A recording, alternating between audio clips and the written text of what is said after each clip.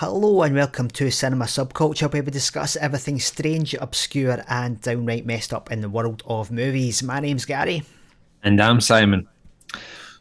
So, Gary, what monstrosity of a film are we here to talk about this evening?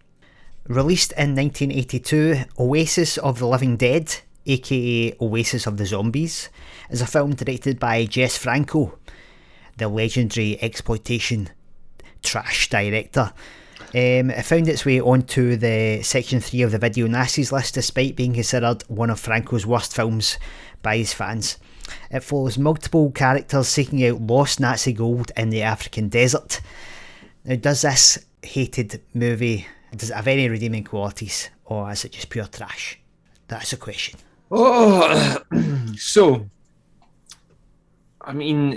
What made you pick this one, Gary? Just was it just really that question that you just asked there? Really, that was kind of your thoughts. Let's see. Yeah, well, it's a zombie movie, which I'm a fan of, and I know you are. I kind of like to see any zombie movie. It was on the Section 3 list, so I always want to go through, check them off. And I've seen one Jess Franco movie. I've seen Devil Hunter. And I kind of knew roughly what I was expecting. I knew it wasn't really highly regarded, but I just thought it might be quite fun for a fun watch. Sure. Okay, so let's go to you for your thoughts on this film. Okay. What did you think, Gary? Let's be real here. This is quite a terrible film.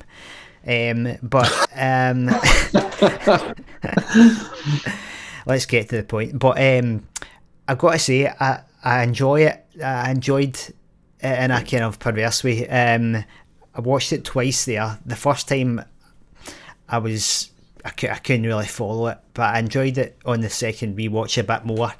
I think the main takeaway for me is the sort of a slight amusement in how shoddy it actually is. I think that's the main entertainment factor for me. I mean, it's the main problem with the film is just a complete lack of narrative direction, really. Now, it should be stated that Franco often did this thing where he was making really cheap movies, which he didn't give a fuck about. So he was like completely vacant. He was not putting any effort into the actual production. He was just making it for his producer, the Eurocine, which was a sort of I think it was a French-Spanish co-production company that made a lot of these kind of really low-rent knockoff exploitation films in the late 70s, early 80s. So he didn't really care about these types of movies. He didn't like zombie movies. He didn't like cannibal movies. So he was just kind of doing it for the paycheck. And he would often do things where he would take just like, oh, here's a bunch of footage for unused footage from another movie. What can you do with that? So it's kind of, in a sense, it's unfair to criticise it from an auteur point of view. I'm not that familiar with Franco's work. I've not seen his his earlier films, which are more highly regarded, which are more personal kind of auteur works. So I don't have that much knowledge of Franco, but he's definitely dialing it in here, and there's not a lot of care. But I don't know. I didn't hate it. I think it's marginally enjoyable. Oh, what do I think? I think you might be suffering from some sort of illness if you think this is marginally enjoyable.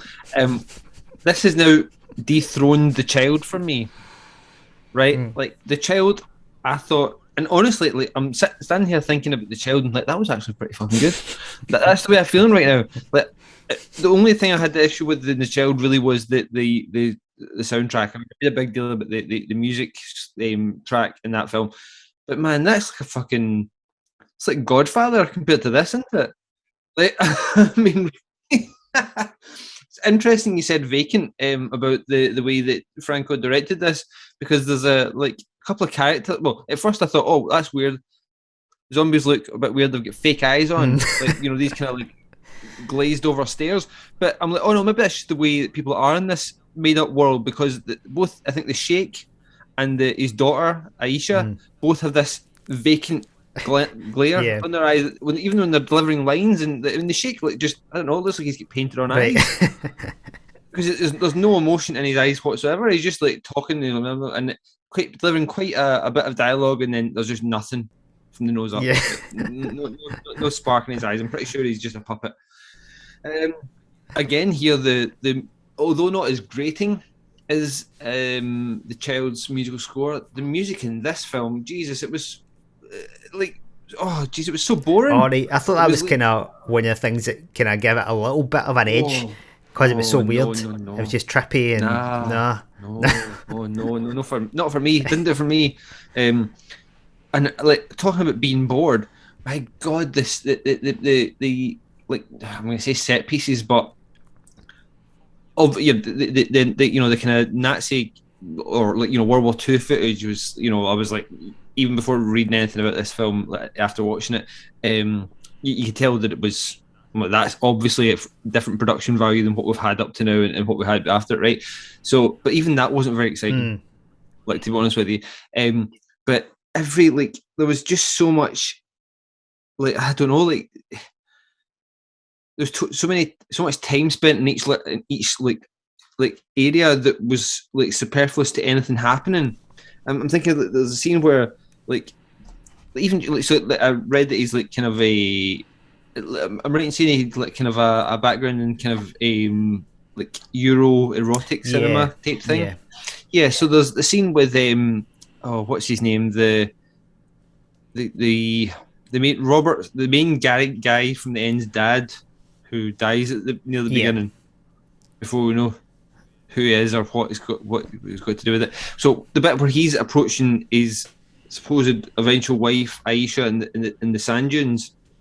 And it just takes so long, and I'm like, what's going on here? And you're like, okay, is this going to be like a sex scene, right? So then they have her kind of strip off a bit, but I was actually kind of impressed that we didn't get any close. We didn't go in for any kind of voyeuristic look or anything like that. It was quite distant and kept away. But then I was like, what was the point in all then? What was the point in that scene? Like, if you're not even going to kind of live up to the TNA, then I don't know, like, and then the camels were walking, and the camel goes down, and it lifts the man up, and then the music's gone, oh dear me, oh my, and it was, honestly, this was a slog. I do agree. It is a 82-minute film that feels about 3 hours. Yeah. 82-minute film with what 40 minutes of footage in it, something of things happening. An exercise in how to do completely long pacing. If you want it, like, it's an experiment in everything not to do pacing wise in a movie. Every scene goes on like way too long. Like, there's no action, there's no focus.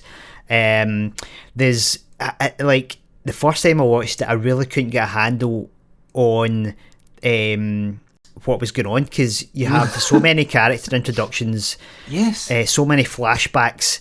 There's way too many characters, I think, and I had to, the second time I made a note of like where we are kind of in the kind of logical time and space, just to get a handle on it. I was really confused at the beginning where the guy, sorry, turned to Jeep Man. We'll call him Jeep Man from the Jeep beginning, Man. right? Yeah, I didn't catch his name. He turns up and goes to Robert's dad. We'll say that's the guy, right? I don't know if he was a colonel or something. So he goes in there, and that guy says, like, your men, right, are apparently still there and still alive or whatever. The dead won't have them, whatever. And I went back and I'm like, didn't he just see this happen in 1943? I was like, when are we meant to be set? Like, it didn't feel like. Like, I mean, I don't know. He didn't feel like he was 40 years older than he would have been in 1943 if he was a general, and certainly it didn't feel like we were in the 50s, personally. Yeah, it was weird. Well, right, so I assumed the zombies were Nazis. Yeah, well, I don't know. They make a point in saying that he said that in 1943 this thing happened, right? Yeah. The guy, Robert's dad, tells the other guy saying that your men are still there, and I trained them all. He says something like that. Right, okay. right? So implying he was in charge of some of them, right? But then when we see the flashback and it's Robert's dad that's in the Oasis, he, I mean, even though he looks like a one-man army because no one else seems to be on his team, Right. because of all the stock footage that's used, it looks like he's just there shooting them randomly and nobody notices he's there. So weird. But so I don't know who the other guy, I don't know who anybody's meant to be. I just don't know. Yeah. But all I could tell was that even Robert's dad didn't look like he was like anything more than maybe 10 years older at max. So, but again, it was just a time and place thing. I'm like, are we meant to be in the 50s? Is that what's happening here? Could be 60s. Well, it's weird that the zombies seem to have kind of long hippie style hair. I think one's got an afro, and I'm like, didn't know that was allowed in the Nazi German army. That's standard issue. There you go. But good point. Yeah, it's definitely not clear. And it's like, that the flashback of Robert reading a letter is quite confusing at first, because the flashback goes on for about half an hour when we get the backstory of Robert's father, and the battle that took place that led up to the gold being trapped there in the desert. And we got all these kind of unnecessary scenes. Like, it's the question is, what characters are we meant to be focusing on here? Because I think that flashback builds the colonel, the father character, as the main protagonist. I'm just like, right, okay, but then we totally leave that guy. And then but he's already dead though by the time we go to the flashback. Aye, good point. Yeah, but you know what I mean? But you could have told his story in a flashback, but then no, you lose all that momentum. You know what he didn't need. You know what he didn't need? Any of that. The flashback. Like, none of it. The flashback, the stuff at the beginning with the guy killing him. You know what? And I'm just thinking again about it now. The most fun. Oh God, fun's a stretch. The most interested I was in the film was, and the most like when I enjoyed that absurdity, right, that we get from like these types of film, was once the teens in quotation marks, Robert and his pals all go over to where I don't know where exactly it's set. Sorry. I'm tempted to say Libya, but I don't know if I read that somewhere else or that's mentioned in the film. But so wherever it is that they go, so once they get there, that's the most interested I was in the film, because they were actually relatively kind of interesting characters. And you knew they were all friends, and you had some sort of like, you knew what they were doing, you knew what their purpose was. Right. Yeah. They're going for the gold that supposedly his dad knew about. And then we get the weird introduction to the filmmaker guys, and that's really weird and unusual, and I like that. And it's kind of unnecessary. Unnecessary. Here's but like, just some more characters. Yeah, right. We don't have enough of characters. But the fact that was like the dialogue there is really funny. I don't know, like or because it's all dubbed and stuff like that. There's certainly the version I watched, but it was just weird and awkward and kind of like not awkward and. You know what I mean? Like, it just was unnatural necessarily, but it worked. It works like the same way that like things like Antipophagus does. The dialogue in that it kind of was in at that point. It felt like an Italian 80s horror film for the first time in the whole run. And then they get taken over to the blonde girl who is, I'm just looking for a name, Sylvie, I think it is. No, Sylvie's his friend Erica. And there's the weird dialogue there, and that suddenly she's introducing herself to everyone, and it's just really awkward and not right. Like a real conversation, but I like that. That's okay. And then they find out about there's a European man that's injured and ill, and they're like, okay, we're coming, and they're all like, oh, can we come with you? And it's like, it's like, no, you weird freaks, but like she's like, yeah, of course, hurry up. And so then they'll go, and that all works. I do love that scene when they're driving and they're asking everyone, where's the sick man? Where's the sick man? And they're all like, that's what I like that. That's when it was doing something that I at least recognised as I say, this kind of schlocky 80s kind of horror film. But and then it just kind of it breaks down a little bit after that again, because one of the guys and Erica are getting together, and then they kind of separate off, and she goes off with the professor, and then they find them later on, and you think they're dead, but they're not really dead, and then it's like, and then at that final, I'm going to say quotation, battle. I mean, did I miss what happened that made them disappear? Did I miss it? Oh, the disappearing zombies. They were like, oh well, we've had enough. Yeah. Rab, the pub's open. All right, I'll be there in a minute, Tam. You know what I mean? It was like, where the fuck did these guys go? And then the sheikh turns up, and he's like what? Well, at least 18 years older because the wee boy was a baby, eh? And he's older because he's got a moustache. Yeah. A very, like, the same colour as his hair has always been, moustache. Yes. That's how much older he is. And he turns up in his camel because he's just firing about in his camel. And he's like, all right, how's it going? Did you find what you were looking for? And he's like, I think I just found myself. And then Sylvie looks up at him face down in the sand going, you fucking weird wee fucker. That was a great line though, because it was like, no way he did just do that, but that's like it's such a cliched line, but I thought it made me laugh. Oh. But I was still so confused about, like, I'm like, I'm going back, I'm like, did I miss what? How did they win? What happened? And then he trails her over the circle of fire to get her out. Oh man, jeez. But like again, make the film about them. Like the two girls at the very beginning is a setup, a classic horror setup. We don't know what's happening. Yeah, that was a fun scene. And then we skip. Yeah, right. Then we skip to 5 weeks later or something like that. You know what I mean? And we hook up with Robert getting his letter about his dad dying. That's all we needed. Aye. Because we get the whole. Sorry, I've skipped. Sorry, I know. I'm sorry. I'm going on here for a film that I wasn't. That I really didn't like. But we get the Jeep man from the beginning, and his entourage people go to the Oasis as well, and they're there for about 5 minutes, and then they get killed. And I mean, I'm sitting. Oh, they get killed except for he gets away because he's just injured, right? Even though his throat more or less ripped off. But his two pals that were meant to be like watching over the camp and stuff like that. One of them's like, "Let's go and look around." And he's like, "Oh, you shouldn't be like looking around here at night." And I'm like, "It's fucking daytime. I'm not even that fear." Yeah. And then I realised that in the soundtrack they were doing like kind of like crickets or whatever to make it look. It's not even bothered to like do like to make it like darker picture wise or do like day for night or anything like that. Is it meant to be night? Yeah, I kind of liked what Stephen Thrower said about it, that there's a main movie happening here, but that's not on the screen.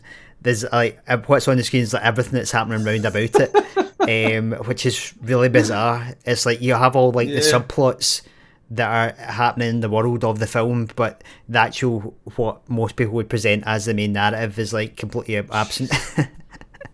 That's one. Yeah, I don't know. Yeah, it had moments that I liked. The scene when we call him the colonel, the older he was soldier, or Robert's father, Colonel Kurt Meitzel. After the battle, I did enjoy the scene where he's sort of wounded and then he just wanders up a sand dune and kind of falls down. I like that scene, and it's got that kind of weird warbling synth score. I thought that gave it a bit of a mood. It's kind of an exercise in how not to make a narrative film. I think I'm probably a little burned because I'm pretty sure I had read the synopsis of this film years ago and was trying to track it down or whatever when I was younger or whatever, and the actual premise of it I really like. I really like the premise of it, the Nazi gold and the Oasis. So it's just so badly executed. It's just it doesn't even, to me, it's not so bad it's good at all. Or anywhere near that. It's just it's vacant. That's a great word for it. It's just there's nothing there for me. There must be like a kind of spectrum then. Like a director, to be so bad it's good, you kind of think like it's some like a director doesn't really kind of half knows what he's doing, but he just somehow creates something that's kind of magical by mistake. But then this is like when he's definitely not trying. So this goes past the sort of threshold of so bad it's good. Tell me something. I'm just reading there as we're chatting. That 2 different versions of this film were made with each featuring different lead actors. Right? Yeah. So I think the one we watched was the French version, which is also the English language version. But later, to release the film again for the Spanish market, Franco reshot extra scenes and replace some of the actors. So there's a longer Spanish cut. It was like 20 minutes longer, I think. So I couldn't say what one's better. I'd weirdly be interested to see it. I really would, like, just from a curiosity point of view, like, because, and so if we definitely saw the quote unquote original version, right? Yeah. Then fine, screw him. No, I don't need to see it. But if there's any chance that, like, he was like, this was my director's cut, kind of the Snyder cut of Oasis of the Living Dead or Oasis of the Zombies, I'd be interested to see it just out of curiosity. But man, don't do this to me again. Yeah. Okay. As I said before, like I'm not too familiar enough with Franco to really comment on how good he is, but I felt the same way with Devil Hunter, that Devil Hunter's quite similar in that it's extremely shoddily put together, but there's a little hint of kind of something that's a wee hint of the auteur that certain choices are slightly unusual that kind of makes it palatable. So do we know why he used a pseudonym for directing it? A.M. Frank. I believe it was just to appeal to different markets. I think that was an English language. So it wasn't that he was embarrassed of it? No, okay. Not as far as I know, but yeah, but I mean, if you like low budget exploitation cinema, like, this is maybe almost the bottom of the barrel in a sense. It's interesting for that as a specimen of exploitation filmmaking. This is real exploitation where there's really no effort getting put in a way. The audience has been exploited. Yeah.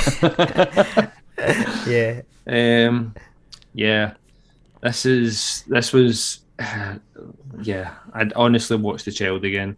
I really would before I watch this again. This was because I think the Child, the Child irked me and like drove something in me whilst I was watching it. It sounds like I'm animated now talking about this film, but during watching it, it was that was the furthest thing from my mind. It was more like, oh my god, what is even happening here? This is droning on, and just and it's bad when you're using stock footage from a much more expensive film, and that's no more exciting than the only bit I thought was exciting was the fact that the Colonel looked, as I say, like he was like a one-man army just hiding in the trees, and nobody, I'm like, how has nobody seen him? He just kept shooting out. I'm like, okay, I guess. Well, that's the thing when you're sort of digging for treasure. You have to go through a lot of trash. That's the lucky dip. I'm not going to say that I'm glad we've seen it. Right. And we never have to watch it again. It's one to check off your zombie film checklist. And you never have to ever watch it again. You know what I mean? Now you've seen it, I mean, we should comment on the zombies a wee bit. I think they're probably among the worst zombies I've ever seen. The first zombie we see, I think I was like, oh my god, have they tried to have him have like his eyes like burnt out, and they've just had to put two wee pokey holes so the actor can see out? Right. I don't know if that was it or not. Like, I couldn't tell, but because later on they had painted on eyes and fake eyes and stuff. So, but it was just the fake eyes thing is very strange. It makes it kind of comical. I mean, until you see some actors that have the same eyes, you're like, that makes sense. So just what eyes look like. These zombies are just like they've got sort of like mud on their face. And that's about the extent of the makeup. Kind of burnt, but well, there's a couple that actually have look kind of burnt skin and stuff. Yeah, so they were quite good. One of them had a missing eye, but the first zombie attack, go for it. Was they were terrible. They just looked like kind of they looked more like Vietnam vets than like young Vietnam soldiers. because of the hair, rather than World War II Germans. But yeah, very shoddy. What did you think of zombies? What I can only imagine was a skull on a stick with fingers Skull on a stick, man. at the end Skeleton of it that someone held zombies, to their throat and held the head up. Like whilst they did close-ups of it. Oh, I was oh my god! That, like, I thought I was genius. Oh, put a worm in that skull. There we go. Nailed it. Yeah, that was another bizarre moment. I think that in another film could have been genius. Like it was kind of fun. It was kind of fun. You know what I mean? I'm thinking like Evil Dead or something like that. It's kind of fun, right? And kind of like almost ridiculous. But the way that it's played is just very, very odd. It's quite hysterical. What was the deal with it? Having a close up on a spider's web with a curled up spider? The spider, I could not work out the sort of logic of the spider. It's there when we get to the Oasis, I think. In the first and second scene, the spider's there. Then at a point near the end, the spider's gone. I don't know what that means.